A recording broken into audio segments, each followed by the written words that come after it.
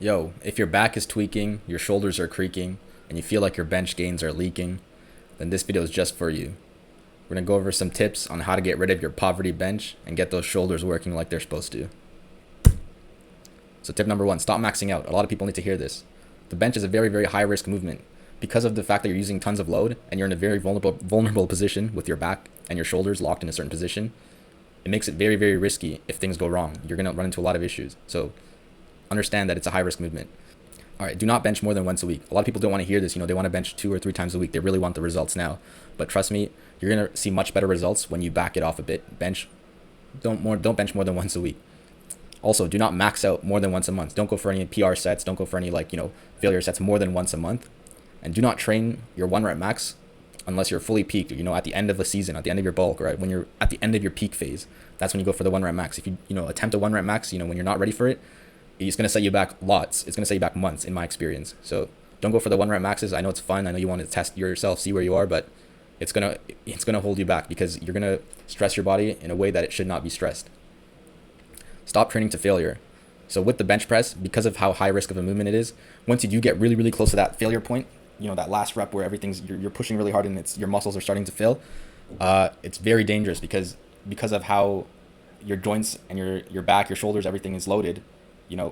You start to once your muscles start to fail, you start to transfer that load onto your joints, and because it's in a very, very vulnerable position, it's going to cause you lots of injuries. It's going to cause you problems. That's why people have problems with their back and their shoulders when they bench.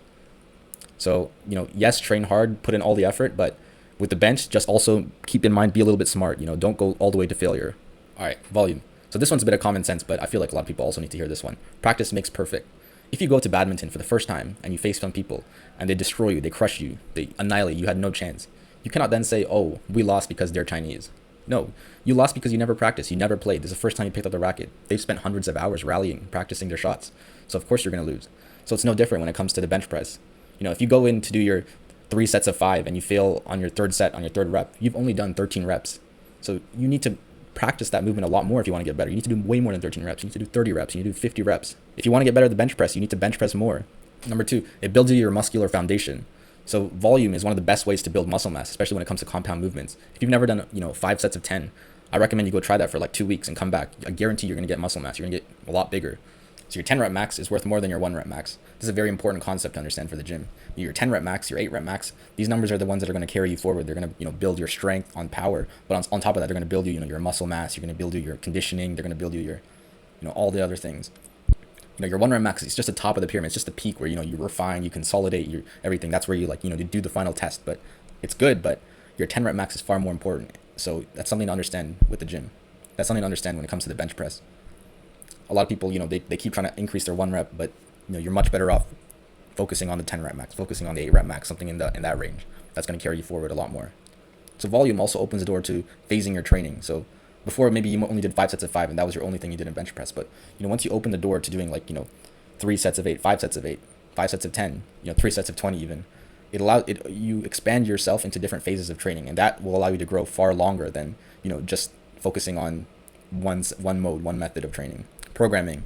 Most people let their ego hold back their progress. If I told them, okay, in 4 months you can put on 20 pounds to your bench press, they would say that's far too long.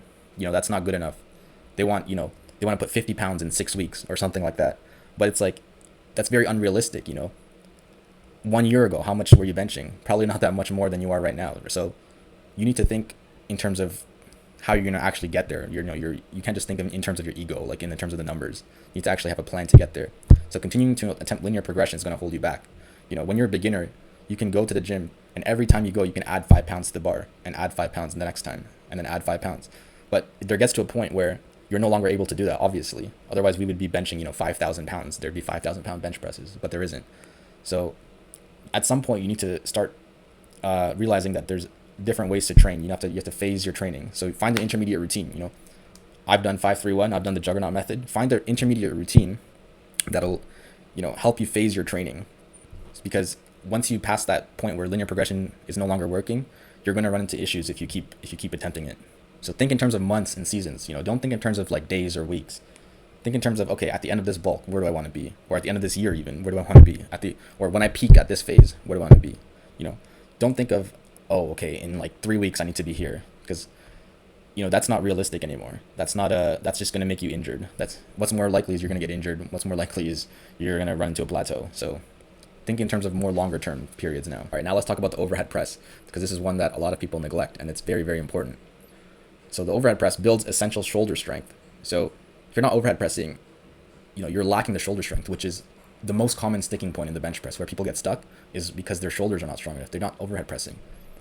It also keeps your shoulders healthy. So if you're running into shoulder issues, it's probably, it might be because, you're doing some of the other things wrong, but it could also be that you're not actually training your shoulders. So that's why they're getting injured. You need to be doing overhead press so that your shoulders actually are trained to move weight. And that way you will be able to move weight in a healthy manner. It boosts your pressing power. So, because you're pressing, you cannot only just bench press and expect to be strong at pressing. You need to practice that in different planes. The overhead press will actually transfer over to the bench press. The results you see in the overhead press, it's going to help your bench.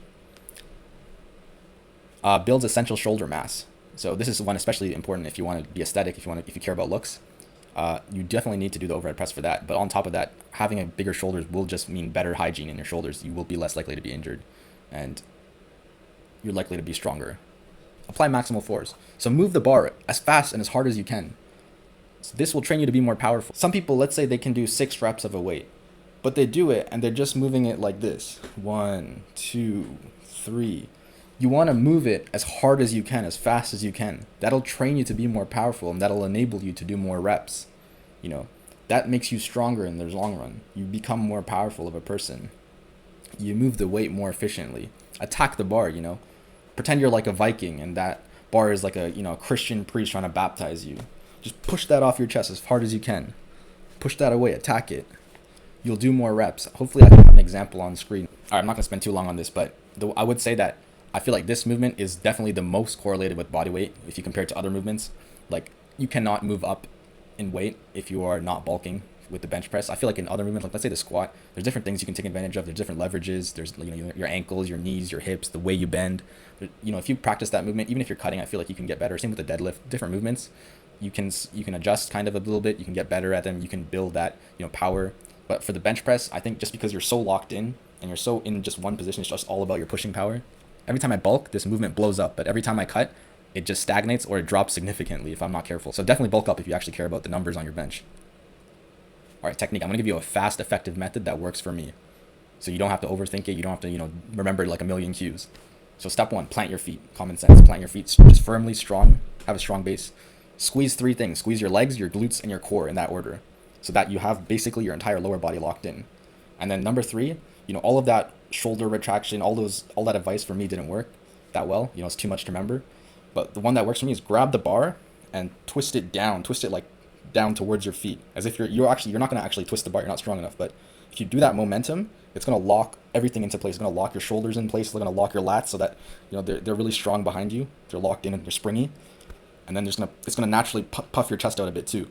And so you just have that strong base that you can push off of. That's it. You don't need to remember a lot of cues. Just grab the bar, twist it down. All right, make adjustments. Which part of the movement do you get stuck at?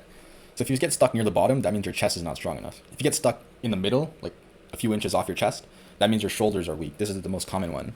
If you get stuck near the top, like me, that means your triceps are the weakest. So train which part you feel like you're getting stuck at so you can push through that sticking point. Try different phases of training. Go through phases where you're doing triceps, dips, flies. Do different variations. Close grip, incline, pause bench. Look at where your weak points are. Mix and match. Try something new. You might be surprised at how it helps you. For me, close grip was really good for me. I feel like dips didn't really work. I feel like flies don't really work for me, but triceps work a lot because I hardly train arms. So for me, when I do triceps, it definitely helps a lot of the explosive power near the top. So, find what works for you and make the adjustment accordingly. Do some push-ups. So I don't know exactly what it is, but if you feel like you're really stuck and you don't know any other options, I recommend take a week and a half break from the bench. Focus on just push-ups. Do like body weight, core movements, and do push-ups. So some benefits with the push-ups is, on top of training for your strength and power, you also focus on stability and control. So because you're not just pushing a bar off your chest as hard as you can, you're actually having to balance your whole body above your hands. It forces you to focus on stability and control. You can also push yourself much harder. So with a bench press, let's say you have a 6-rep max, you can do one weight for 6 reps. It's very, very hard to, do much more. You really can. If your muscles are capable of only doing 6, you can't do more. But with push-ups, you can always do 1 more. You can always do 2 more. You can always do 5 more. You can always push yourself a little bit harder. So when you go into this phase, try to push yourself as hard as you can. You'll be surprised at like the stimulus you feel. It's much different when you burn out to the absolute maximum. With push-ups, it's also easier to find variety. You can train explosiveness, use cadences, pause reps, different kind of grips. One that I find that helps a lot is like you, instead of having both hands on the ground, have one hand on an elevated surface. So you kind of push at it's a deficit. Like one hand is pushing much harder than the other. I think that one helps a lot for bench press. So yeah, that's going to wrap up this video. I hope that these tips help you out. Go implement some of these, especially if you found any of them eye-opening, or if you found like, oh, well, I'm really making this mistake, or I have this problem. Go and implement those strategies and let me know how it does. If you feel like I missed anything, feel free to add it in the comments below. Be sure to like the video if it helps you. Share it to a friend who you feel like has a poverty bench who really needs to see this. With that being said, thanks for watching. I'll see you guys next time. Watch him. Hit him with a fake chain back down, they don't know. Lock man down, man can't go home. Outside pulling them mans on the east side, pulling up deep, pulling up to the show. I bustin' out rhyme till I'm what I say. Come outside, pull up on a day. Young boy, little man, too small, can't fit, way too low, it man.